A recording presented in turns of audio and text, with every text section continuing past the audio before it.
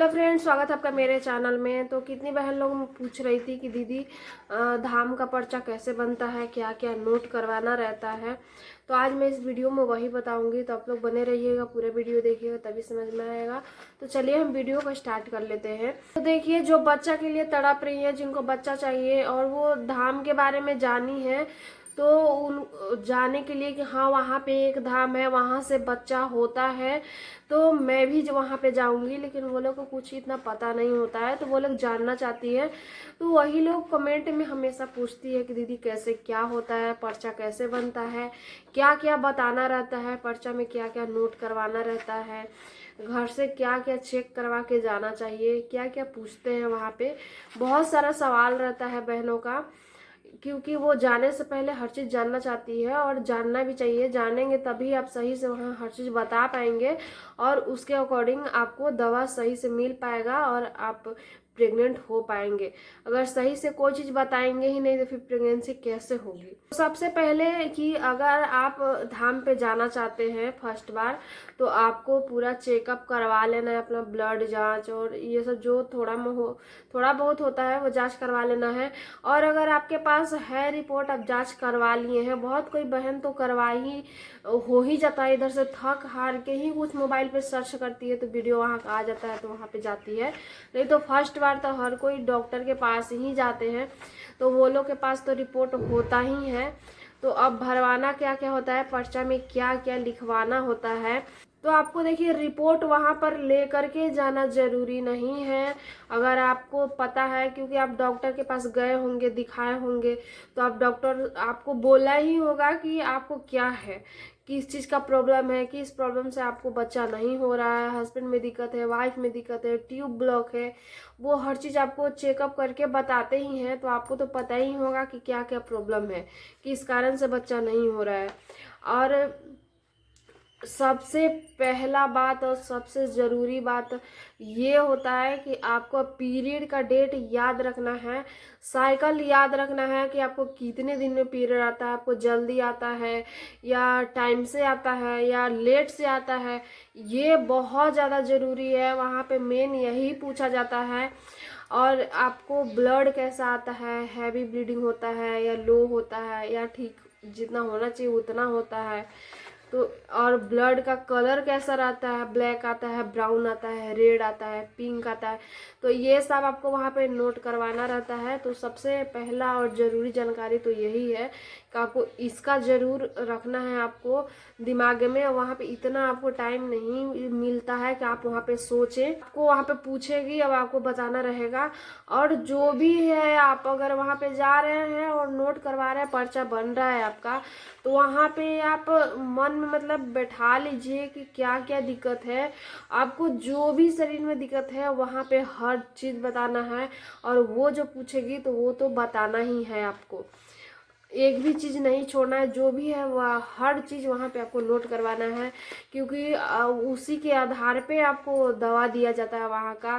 तो आप सही चीज़ नोट करवाएंगे, जो भी है दिक्कत आप वहाँ पे नोट करवाएंगे, उसके हिसाब से आपको दवा मिलेगा और तभी आपको प्रेगनेंसी टाइम से हो जाएगी। और सही दवा लेंगे तभी तो प्रेगनेंसी होगी। तो सबसे पहले देख लीजिए, ये है धाम का पर्चा। यहाँ पे दिया हुआ होता है कि आपको दवा कैसे लेना है और धाम का दवा कैसे लेना है, और भोजन क्या क्या करना है, कैसे करना है, ये सब लिखा हुआ होता है।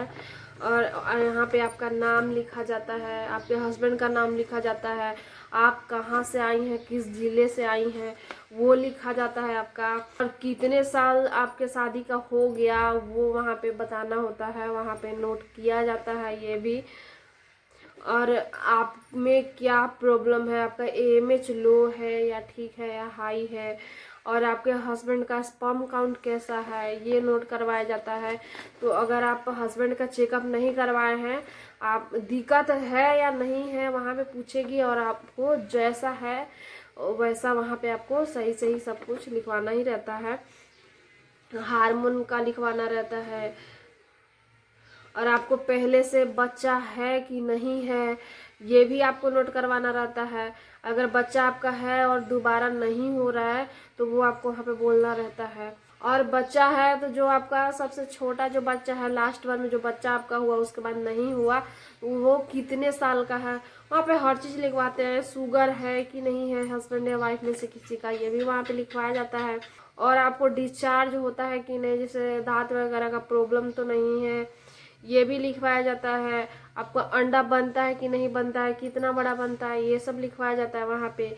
और बीपी, शुगर, थायराइड, ये सब आपको वहाँ पे लिखवाना पड़ता है।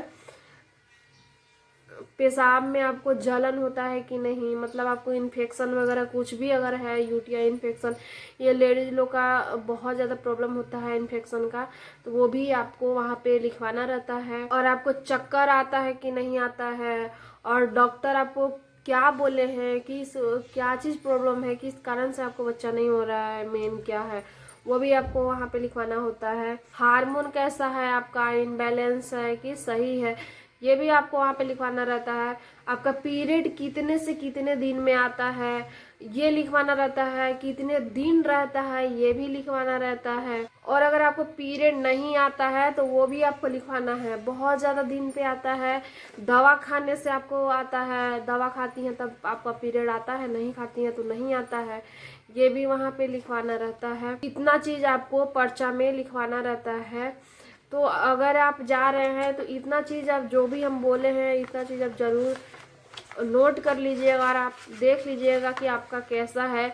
और बाकी जो अगर आपका ट्यूब ब्लॉक है या आप आईवीएफ करवाए हैं, आईवीएफ फेल हो गया है, तो काउंटर पर हर चीज़ बताइएगा। और हो सके अगर बाबा के पास तो टाइम नहीं दिया जाता है इतना कि आप कुछ बात कर सके, लेकिन जब लिखते हैं बाबा उस समय जल्दी से आप बोल दीजिएगा कि ये प्रॉब्लम है, सिस्ट है, रसौली है, ट्यूब निकाल दिया गया है, जो भी आपका प्रॉब्लम है एक एक आपको बताना है। किसी भी चीज़ को छोड़ना नहीं है कि अरे चलो ये छूट गया तो हो गया।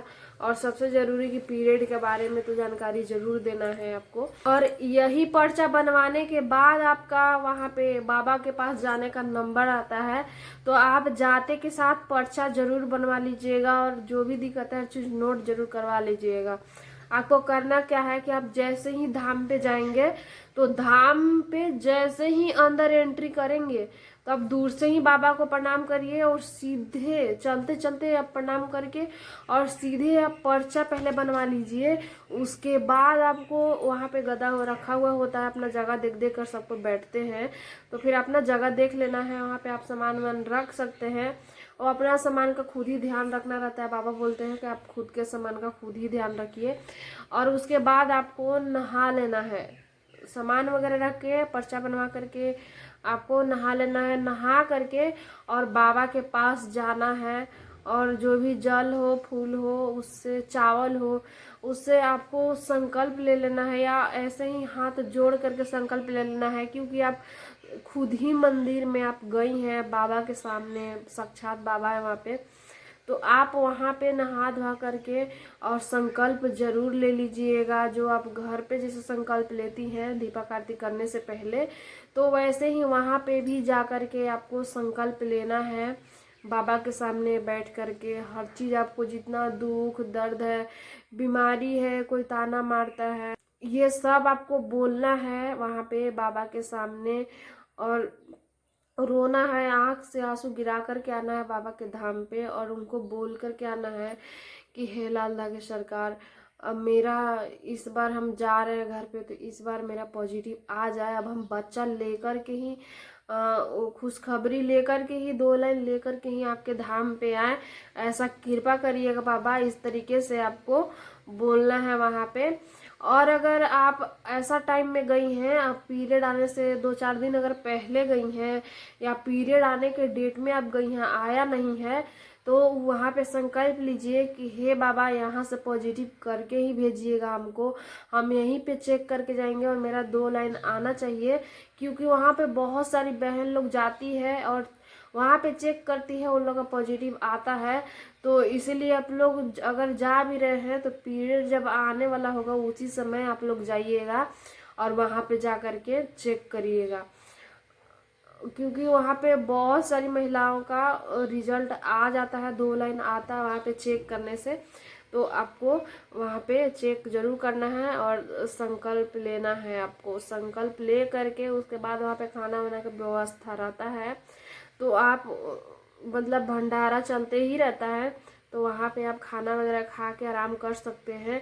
और जैसे कि आप गुरुवार को गए हैं तब, क्योंकि मंदिर का धाम वहाँ पे 3 दिन चलता है, शुक्रवार, शनिवार और रविवार। तो अगर आप गुरुवार को गई हैं उसके बाद आपका कुछ काम नहीं है, उसके बाद आराम करना। अगर आप शुक्रवार को गई हैं तो फिर सीधे नहा धोवा करके आपका नंबर अगर जल्दी पहुंच गई है तो आ जाएगा। अगर आप गुरुवार को भी शाम से गई हैं तो फिर रात को आपको आराम करना है। 2-3 बजे से ही सब नहाने लग जाते हैं, उसके बाद जल्दी सुबह नंबर आपका आ जाएगा। और नंबर आ गया तो उसके बाद तुरंत आपको दवा मिल जाएगा, उसके बाद आप घर पे आ सकते हैं। लेकिन अगर आप धाम पे जाइएगा तो वहाँ पे एक टाइम आरती में ज़रूर शामिल होकर के आइएगा। और ज़्यादातर तो सुबह वाला में सब कोई शामिल लगभग हो ही लेते हैं, क्योंकि सुबह ही नंबर लगता है।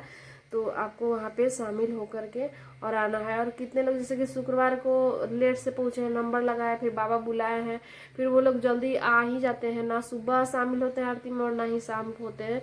तो ऐसा आपको बिल्कुल नहीं करना है। आप धाम पे गए हैं तो आरती में शामिल होकर के ही आइएगा। मिलते हैं फिर अगले वीडियो में आगे जानकारी के साथ। वीडियो अच्छी लगी तो लाइक कर दीजिएगा, चैनल को सब्सक्राइब कर लीजिएगा, ताकि आगे जो भी हम जानकारी दें वो आप तक पहुँचे।